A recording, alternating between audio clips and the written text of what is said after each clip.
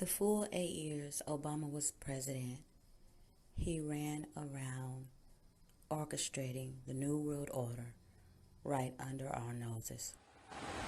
U.S. Senator Barack Obama flew into Germany Thursday, promising change in transatlantic relations, just as he preaches change at home. In Berlin, he called for a true partnership to bring stability and an end to war. They require sharing the burdens of development and diplomacy, of peace and progress. Nothing less than a new world order. This is the pledge of the world's most powerful leaders, representing 90% of the global economy. Thursday's G20 summit, they say, has changed the rules of the game. Today, the largest countries of the world have agreed a global plan for recovery and reform.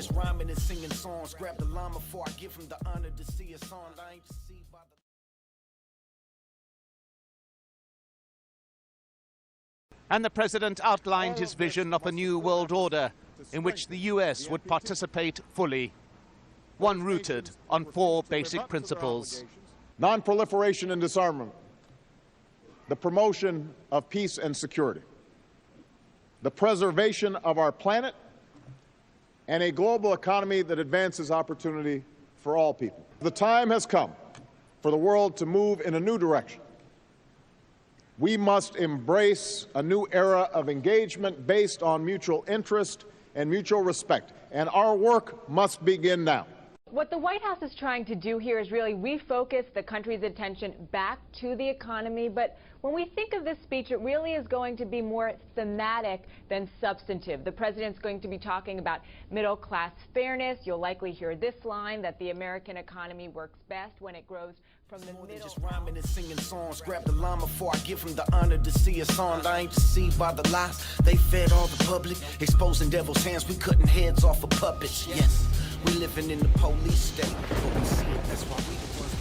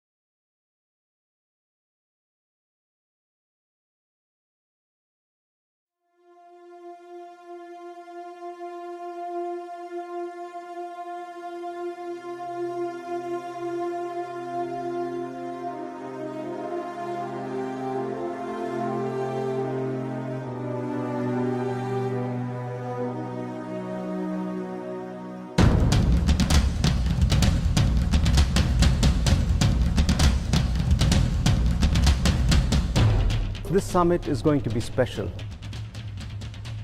It's an unprecedented gathering of heads of state and government.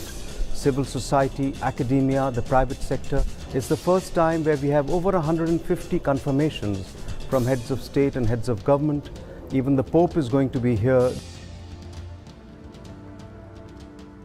The United Nations Sustainable Development Goals are 17 targets we must meet by 2030 to ensure decent lives for all on a healthy planet. Right now, it's expected we will fail. One reason for that is the growth in our global population. The more people there are, the more we take from nature. There is enough of everything for everyone on our planet now, if the richest nations take less and share more. But with our population expected to reach almost 11 billion by the end of the century, abolishing poverty and hunger, and providing food, safe water and energy for all without destroying more of the living world will become impossible. Just as all these problems are linked, so are the solutions. When women and communities are empowered and given the best education, they usually choose smaller families. That helps people escape poverty while taking pressure off resources and the environment. Good healthcare and economic security free people from the need to have many children to support them. And access to modern contraception means that they can choose to have fewer. In rich countries where our impact is so excessively high, we can make a critical difference by having smaller families alongside reducing our runaway consumption. Achieving a sustainable global population matters. If we do, we can all have the dignity, security, and well-being envisioned by the Sustainable Development Goals. We must not fail. Let's invest in and celebrate solutions that empower people to choose smaller families, make their lives better, and protect our only home. We can only achieve all of this by upholding human rights, fostering peace and security, ensuring equal access to justice and protection from exploitation for all. We also need to build strong partnerships in our cities, within our countries and regions, and globally through international cooperation. Migration is everyone's business. Together, we can ensure that we leave no one behind.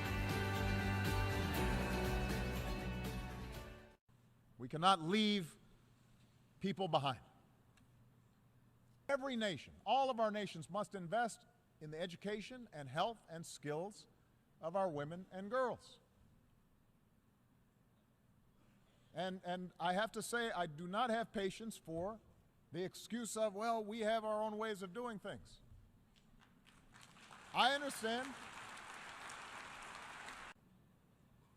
as His Holiness Pope Francis has rightly implored the world, this is a moral calling.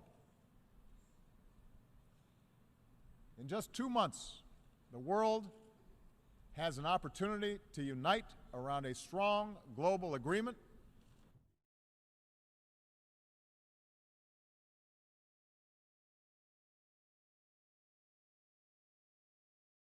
America is governed by Americans. We reject the ideology of globalism, and we embrace the doctrine of patriotism.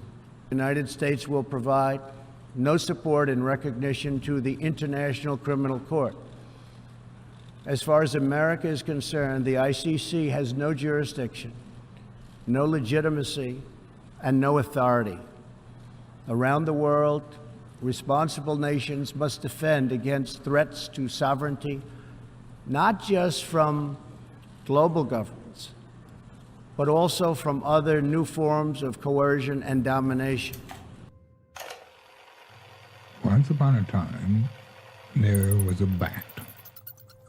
Now some dude, let's call him Chinese Bruce Wayne, may have eaten that bat and released onto humanity a terrible plague. I don't know to this day why he did it. All I can say with any certainty is the events that followed were unprecedented. Handsome, wise idiot Prince Trump, he knew the truth. The truth was in the graphs. Only countries that had tested had the virus. So if we all just stopped testing, we would defeat it once and for all. So I'm assuming if you are alive now, that is what happened, my good robot butler friends. But as 2020 draws to a close, there are still many questions. If you're alive and listening to this, I'm assuming that was secure. Stop testing. Either way, I guess humanity lived happily ever after. I hope 2021 was better. My advice to President Trump is if you want, at this late stage in the game, to be remembered as somebody who put country first, it's time for you to do the same thing. In your view, it is time for him to concede? Absolutely. Well, I mean, I think it was time for him to concede probably the day after the election. The president doesn't like to lose and never admits loss.